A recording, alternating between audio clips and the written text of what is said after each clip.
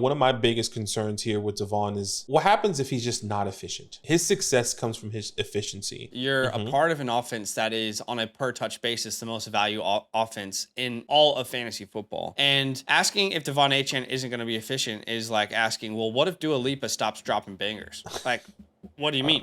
She keeps doing it. I get what you're saying, but like, top 25 running backs under the age of 25. These are cornerstone guys that you should be building around for your dynasty football teams. Last week, we brought you the wide receivers. And of course, we're going to bring you the running backs. Once again, 25 and under. Zach, take us to your first tier. Like you said, under the age of 25. So if you're 25 or older, you won't be on this video. So there'll be names like Jonathan Taylor, Josh Jacobs, Travis Etienne, right? Rachaad White, Isaiah Pacheco, names that we love that won't be on this video. It doesn't mean that we think you can't build around them. It's just that they simply don't meet the qualification of the video. Exactly. Under the age of 25. Yeah, the first tier I called Himothy because all three of these dudes are Himothy, Bijan Robinson, Jahmyr Gibbs, Breece Hall. Three names that if you have on your dynasty team, it's very unlikely that you ever sell these names, at least not for the next couple of years. They're young, they're going to dominate touches, and PPR leagues are going to catch a lot of passes, and they all have a chance to finish as the RB1 at some point over the next couple of years, considering how talented they are, considering the offenses that they're in, and ultimately the volume that they've been given. So those three guys are kind of like the creme de la creme of owning a running back in dynasty football. Yeah, no question about it. I don't really have too much. I think I would say whichever running back you want to build around in this tier, I think it's phenomenal. And I would say these are guys that you want to hold on, even if you are just starting a dynasty team and you're going more of a, futuristic and you're getting a bunch of rookies. These are still guys you are worth holding for the next 2 to 4 years. So definitely keep that in mind as you are looking at these three guys here. All right, take us to your tier 2. I think we can have some good conversations there. Yeah, and I will say I actually think there should be a gap.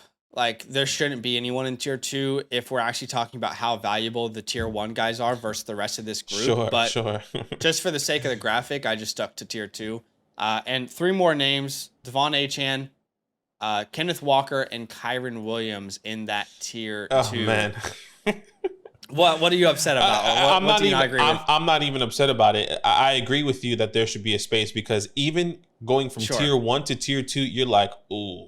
I know, yes. You're like, the confidence I had in these names is just very, very different. Exactly.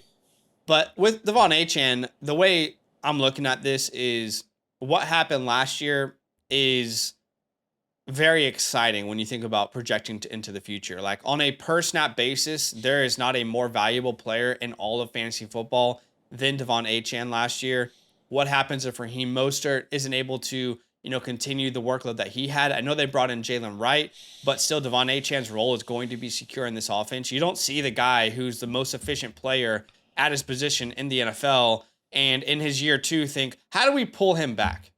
How do you get the guy more involved? How do you get him more touches? And with more touches will come slightly less efficiency, but I still think he's one of the most explosive players at this position. And if he can stay healthy, word is that he's put on some weight, put on some muscle. I don't think there really is a ceiling for him.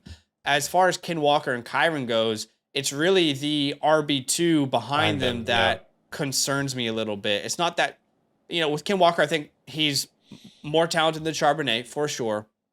And what we saw last year, I think we'll see similar usage this year, but ultimately it stops Ken Walker from having any chance of finishing as like a top 5 guy in fantasy.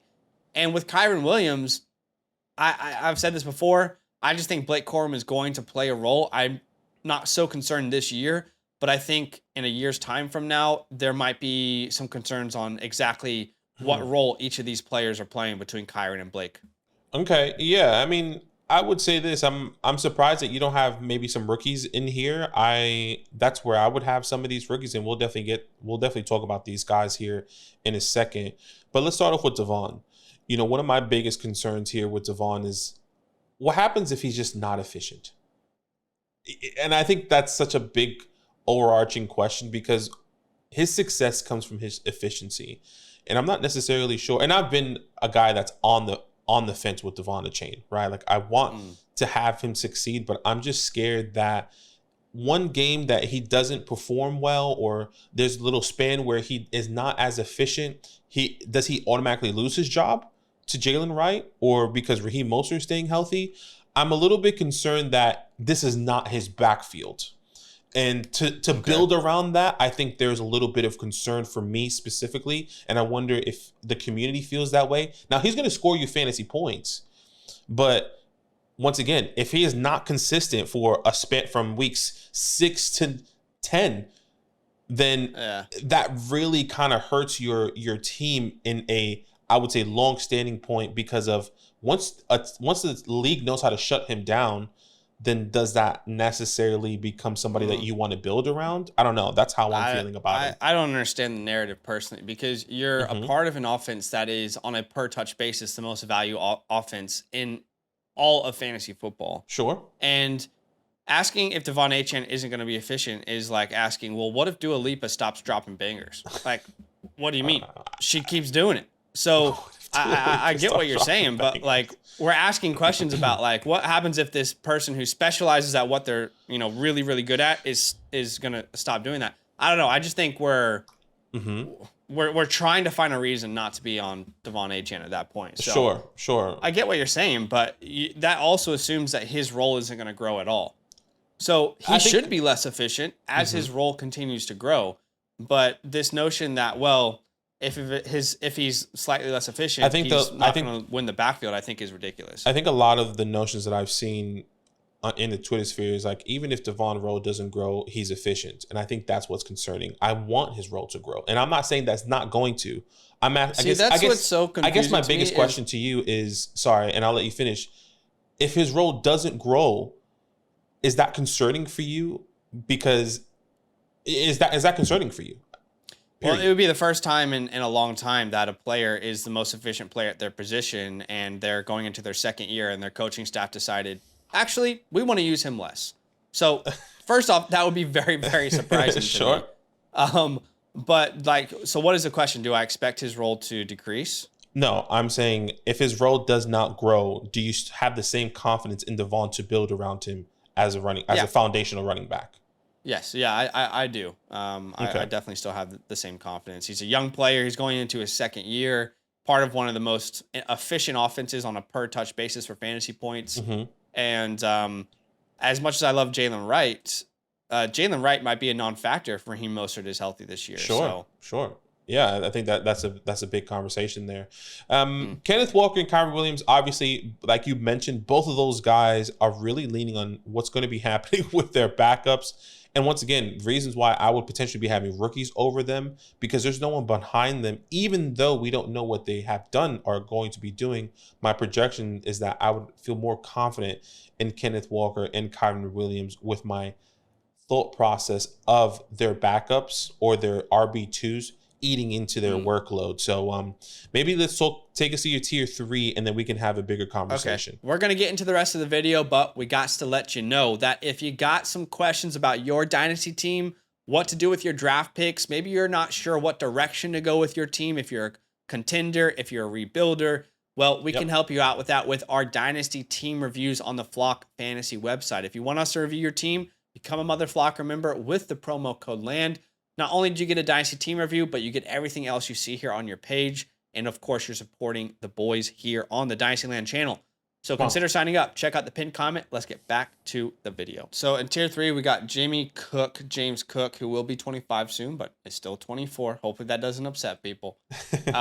Jonathan Brooks and Trey Benson. And just being like 100% honest and transparent, as much as I'm concerned about Kyren Williams, I cannot in good conscience decide, hey, that guy who just averaged over 21 points per game, let me put a rookie who's never played over him.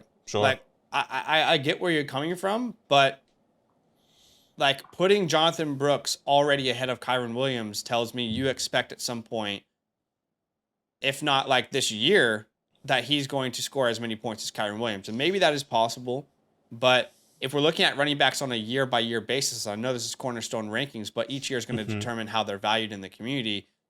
I think Kyren has a better chance of being a league winner this year than Jonathan Brooks does. So I get the concern. Sure. Maybe this time next year I sell Kyron Williams and get Jonathan Brooks plus something. But anytime someone's averaging over 20 points per game, I can't just put a rookie who wasn't drafted in round 1 ahead of him. Okay, and I understand that notion there. I think one of my concerns is what I'm projecting from this backfield. It's hard to envision Kyron averaging over 21 points that we saw this past year. Sure. Now, my expectations. But I think anybody would be happy with like 16 plus. I think everyone who had Kyron would be super happy with that. 16 plus is great, but would that be a huge difference if maybe not in his rookie year, but once again, the cornerstone in the span of his career, Jonathan Brooks is probably averaging, 14 to 15 range. Like maybe Kyron is averaging 17.1 and Jonathan Brooks is averaging 16.3. Obviously, you want the guy that's averaging a little bit more, but it's not that big of a difference. So essentially, me having them in the same tier is there a reason why the tiers are such a huge gap outside of what he's averaging this year? Because I think if I'm looking at it as a whole, I would rather have them in the same tier. Okay, I get where you're coming from, but here's the thing. Like, in that narrative, we're assuming that Jonathan Brooks is going to be like a more than 16 point per game scorer at some point in his career. And that doesn't always happen. I mean, I promise you how much people love Jonathan Brooks right now is very similar to how much people loved Miles Sanders, same draft capital, coming into a Philadelphia offense as a rookie. I promise you it's not all that different. And Miles Sanders ends up, his best career points per game is around 14 in 2020.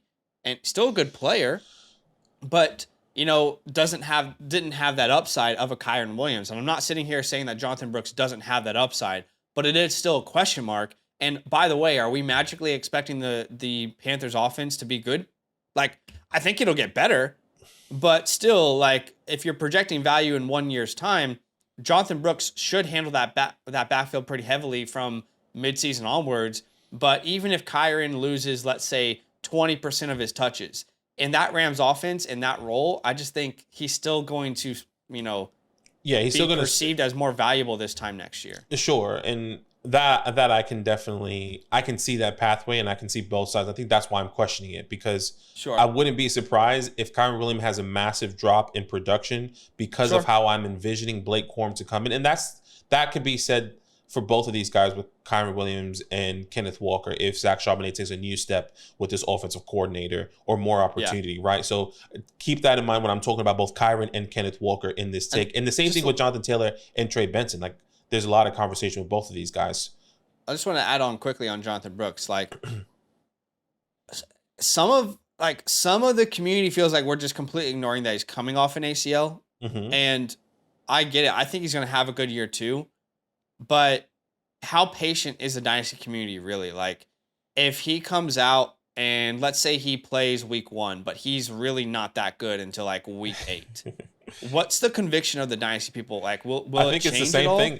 Because I feel like it changes all the time for people in the Dynasty community. Like, they have such a strong opinion of a player. 2 weeks in season is like 3 months out of the season, where people's opinions completely change on a player. So, and I think the second coin, the other side of that coin is like, well, if Blake Corum comes in week 1 and scores more points than Kyron Williams, the Kyron Williams believers are panicking. Well, those are two very different narratives, though, because we know Jonathan Brooks has a torn ACL. That is a uncontrollable factor in this situation. Sure. And we know that the vast majority of running backs first year off their ACL are not the same player that they were before the ACL. Yeah, completely agree. Whereas, the other side of that coin is you projecting that Blake Corum is going to score more points than Kyron, which, by the way, would break the internet, and I don't see it happening. But I think those are two different narratives. In the one's controllable, one's not. Yeah, I understand. These are conversations I think we have to have, especially with a lot of people having Jonathan Brooks, I would say, close to this top 10 range, especially in keep trade cut. Kyron Williams, RB9 currently in community. Jonathan Brooks, RB10 in the community right now on keep trade cut. So just keep that in mind. That's why I was questioning this gap a little bit, or the tier difference. But comment down below how you feel about Jonathan Brooks, guys, of course, and if you would be wanting to build around Jonathan Brooks or Kyron Williams here. Take us to you. And I can respect it. Like, I can definitely see a scenario in 1 year's time where Jonathan Brooks is more valuable than Kyron Williams. But I mean, we're already propping Brooks over players who we know are going to produce this year, but are like 26, like, and your Josh Jacobs of the world. A lot of people probably have him over James Cook, who's already performed, Rashad White, Pacheco. And like, I definitely get some of those perspectives, but at some point we have to also let rookies like who aren't first round picks, like also show it first. But yeah, I understand that here. All right, take us to your tier 4. So tier 4 is one player alone, and that's Zamir White. And I have him on his own in this tier because I feel like he is more valuable than the tier 5 guys. I didn't want to group him in with that tier 5 because he is the one I feel the most confident in scoring fantasy points this year. Now, in 2 years' time, everyone that I have in tier 5, I wouldn't be surprised if they're as valuable or if some of them are more valuable than Zamir White. But this year, right now, if we're thinking about who has a chance to gain value, I think Zamir White is a prime name. Yes, wasn't drafted with great draft capital, hasn't produced a lot in his first couple of years with Josh Jacobs being there. But we saw what happened last year. Same coaching staff, no Josh Jacobs, Zamir White averaging, I think, over 24 opportunities a game, both on the ground, through the air, really efficient as well. In an offense, by the way, where Josh Jacobs wasn't efficient. So, I mean, there could be a lot of juice for a former 5-star recruit there in Las Vegas. And Zeus. The way that Antonio Pierce is talking about Alexander Mattison is like, he's a depth piece. Like, no, Zamir's the dude. So I know this is crazy, but I would not be surprised if Zamir White is like a top 15 finish at the running back position this year. And we're going into 2025 thinking, wow, I mean, are they going to draft the running back, or is Zamir the future? Because he could be the future. Yeah, and I see the other side of that coin, to where it's like this team is going to be quick to replace it, and I think that is the high praise for Zamir White, because if he does finish top 15, I think that is great for him. He's going to be getting at least the expectation, maybe a contract extension. Maybe he gets a 2-year extension like Alexander Mattison did when Dalvin Cook left, and be like, okay, could this be the guy? And then maybe draft another running back, and then he takes over that job, right? So I'm a little bit concerned when I understand why you have him in tier 4. If I had to build around and believe, if I'm a rebuilding team, Zamir White is not somebody I want to be building off of or drafting, but I understand in this year's value standpoint, you could potentially flip him at any given week if he does have that outcome that you're saying here. Just wanted to let people know that last year when Zamir White started, when Josh Jacobs was not on the field and he was the starter, in that time span, he averaged 15.2 points per game, which if that was what he was doing every game, then that would have been more points than what Derrick Henry gave you last year, Bijan Robinson, Josh Jacobs, James Cook, Ken Walker. So I definitely get the concern.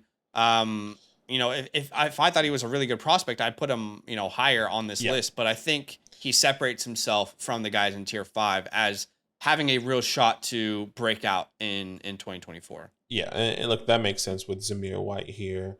It's going to be interesting. I'm a bit concerned that they could be drafting one of these running backs next year. That wouldn't surprise me at all. Surprise me at all. But none of the guys in tier 5 I'm looking at and saying, their role is as secure as Zamir White. And this is what I would say before we get into tier 5, because Zamir White's, I think, has the highest chance to be the starting running back in 2025 in the lens that we're seeing right now. Okay. Then going into the tier 5, I think there are still some hiccups for each and every one of these players ahead of them, right? So take us to your tier 5 then. Yeah, we got Kendre Miller, who I love, Javonte Williams, Tajay Spears, Blake Corum, Marshawn Lloyd, Jalen Wright, and then also Zach Charbonnet. Yeah. And, it's easier to have the conversation around Zamir White right now.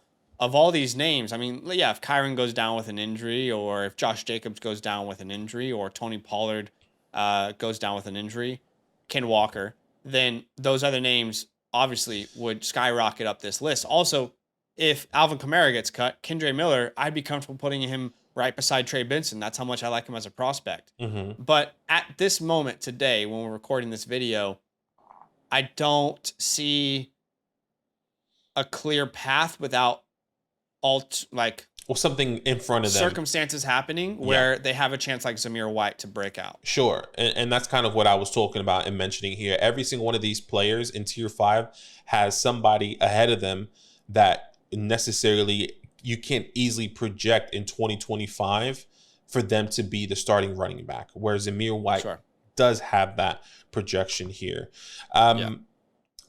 Kendre Miller, I think two guys I would say Kendre Miller and Javonte Williams were two guys I was a little bit I guess questioning why you didn't have in tier 4, because I think of Kendre Miller, and I know you're a big Kendre Miller guy, like you said, if he didn't have Alvin Kamara, he would be in tier 3. I figured you might have him in tier 4 with Javonte Williams, but I guess my bigger question now is, how are we feeling about Javonte Williams, and is he even worth thinking about building around at this moment with all these reports? I right now I feel more confident in what I can potentially be getting out of Tajay Spears because I know he's going to have a role, according to reports. Now, I could be overthinking it. The reports could be smoke. But Javonte Williams, man, what's happening with him? So, first off, it makes no sense for the Broncos to cut Javonte Williams. Like, financially, he's not costing them much. So, me having him this low is not me thinking they're going to cut him. Like, maybe they'll trade him to the Cowboys or something, and then everyone who has Javonte will be laughing their way to the bank. But with Javonte, the issue is I think Sean Payton is a very specific type of dude, and that's the type of dude who doesn't want to give anyone credit for his work. He didn't draft Javonte Williams, and he has no problem with kind of trashing previous coaching regimes and their decision-making process. Last year, he didn't really have an opportunity. He tried to give Samaje Perine, I think, like the third most targets on his own team. Samaje Perine, the backup running back. Sure. Now they got Jaleel McLaughlin, who's working in. He drafted Audric Estime. He brought in Blake Watson, compared him to Alvin Kamara. So I just don't think there's any hierarchy in Denver. And as much as I love Javonte Williams, even if you just look at what he's done on the field, it's not really enough. And I know he's had a torn ACL, but he's not really done enough at any point in his career to say we want to give that guy a long-term contract and feature him in our backfield. Sure. Like, you have got to, at some point, be that dude in your first 4 years to really be considered that, So I just don't think there's enough. Like, the ground is too shaky. It's not even just the reports. It's just, after his rookie season, that was his best year. If your first year was your best year, it's tough to move forward from that. 12.1 fantasy points per game, finished running back 22 as a rookie on a fantasy points per game basis. If I'm not mistaken, his rookie year, he led the league in missed tackles forced as well. In that span, I just remember going into the 2022 season, everyone was like, Javonte Williams is going to be the guy. Obviously, tears his ACL. So yes, here's a question we should ask. Even if Javonte Williams, so here's what I know for certain. There will be at least 2, if not 3, running backs rotating in Denver. Let's say Javonte gets the highest percentage of opportunities in that backfield. Is that exciting? Like, are we excited about that from what we've seen in Denver? I don't know. So next year he's in a contract year and he, again, somewhere around 10 points per game. Sure. I don't think there's a scenario where Javonte Williams this time next year, we're like, holy shit, he finishes the top 8 guy, and now he's going to get a huge contract. I don't know. I just don't see it. Yeah, I don't see it either. I don't think Sean Payton is going to pay him, even if he does finish if he's the lead back this year. I don't think Sean Payton is going to want to do that because he's just going to want to reset it in this deep running back class where he's going to have the opportunity to take somebody that he wants to draft and not going to have on his team, already have on his team. It makes sense for the rest in tier 5. I don't know if there's anyone else I specifically want to talk about. Obviously, we spoke about Blake Corum. Marshawn Lloyd, I think a really good backup at the moment with Josh Jacobs with all the concerns that I personally have. I think you kind of echo that a little bit, not too much and not as strong as I do. But if Josh Jacobs does go down, Marshawn Lloyd in this Matt LaFleur backfield that I believe fits it a little bit more, that the Aaron Jones type of vibe, he can see an opportunity a lot going into a big opportunity going into the 2024 or even 2025 season. Yeah, Jalen Wright, I'll just touch on quickly. He's a tough name because I don't see him playing a significant role unless Raheem Mostert is injured. Now, if Raheem goes down, and there's a good chance that happens, then obviously he could improve his value. But there's a scenario here in which Jalen Wright is featured like maybe 1 or 2 games Sure. this year. Sure. And we're going into year 2 asking like, okay, so Raheem Mostert got the extension. What's he going to do this year? But I do think he's a talented player. And then obviously Kendra Miller. If Alvin Kamara was cut tomorrow, I'd have him right by Trey Benson. I think he's that talented. But yep, makes sense there. Take us to your next tier, which is tier 6. Tier 6, 2 names: Jerome Ford, Chase Brown. Chase Brown downtown. You know, I'm not as big of a Chase Brown guy as you are. Ultimately, I think if they were really excited about Chase Brown, they would have played him over Travion Williams last year. And a big part of that is he's not a very good pass protector. So I know that's an area of his game that he has tried to improve. I don't know how improved it is. I guess we'll find out in the season. But what I do know is Zach Moss is a very good pass protector. So in an offense where they don't mind letting Joe Mixon kind of, run for most of the opportunities, I feel like Zach Moss is the more likely guy to do that than Chase Brown. And even Chase Brown, I know he had some breakaway runs, but he was quite mid from an efficiency perspective with the opportunities he was given as a whole. Mm-hmm. So, and then as far as Jerome Ford goes, like, I think there's a real chance that he's being way undervalued. Agreed. He could be the guy in Cleveland this year. We don't know if Nick Chubb will ever be that Nick Chubb that we know and love ever again after that nasty ACL tear. So I completely agree. I see Jerome Ford in the same light as Zamir White. If Jerome Ford, well, I guess in the standpoint of if Nick Chubb is not there and is not the same person, I don't think Nick Chubb is looming in the background saying, I can't wait to come back and I'm going to take Jerome Ford's job. I don't see that. I think it's respectfully, I think Nick Chubb in fantasy is probably done. I think Nick Chubb will probably play some more games in his career. But Jerome Ford, I think we can see either getting like that, once again, that 2-year contract extension, or once again, the Browns having the opportunity of drafting a running back in 2025. So I do think Ford is more replaceable than Zamir. Obviously that's why there's a difference in my tiers, but sure. If I knew Chubb was gone, I'd probably put him a little bit higher for sure. Yeah. And then Chase Brown, I think I like Chase Brown for the passing opportunities. I think he is somebody who also knows how to handle the workload as well. So I'm excited for him, and I understand with, Zach Moss being here, most likely being the guy. So we'll wait and see what that looks like coming into this year. And then take us to your last tier to wrap it up. So last tier, these are just names I think are worth mentioning. I don't think they're all that valuable, but handcuffs at best. Rashawn Johnson, Sweet Baby Ray Davis, Bucky Irving, Audric Estime, Jaleel McLaughlin, Tyrone Tracy, Braylon Allen. Oddly enough, I think the player I'm most excited about this year might be Tyrone Tracy. Yeah. Because I think he has a real chance to kind of take over the Giants' backfield at some point this year. But I agree. He was one of my favorite sleepers in the class.